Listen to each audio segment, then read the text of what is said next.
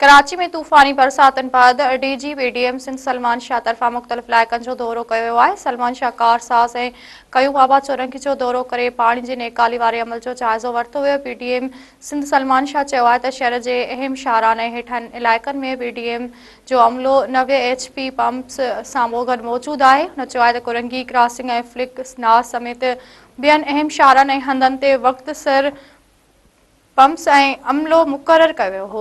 हुननि चयो त शहरनि जी शिकायतुनि ते फौरी तौर पंप्स रवाना कया पिया वञनि। पाणी जी नेकाली जो अमल जारी आहे। हुननि चयो आहे त तूफ़ानी बरसातुनि बैदि बहाली खाते वारे सलाहकार ज्ञानचंद इसराणी जी हिदायतुनि ते अमलो अलर्ट आहे। लाॻापियल ऑफिसरनि खे फील्ड में मौजूदु रहण ऐं सूरतहाल जी मुसलसल निगरानी जी हिदायत जारी कई वई आहे। हुन वधीक चयो आहे त ज़रूरत पवण ते पाणी जी नेकाली वारे अमल खे तेज़ करण लाइ इज़ाफ़ी मशीनरी बि मुतहरिक कई वेंदी। बरसाती पाणी जी नेकाली ताईं फील्ड टीमियूं मुख़्तलिफ़ हंधनि ते मुक़ररु रहंदियूं।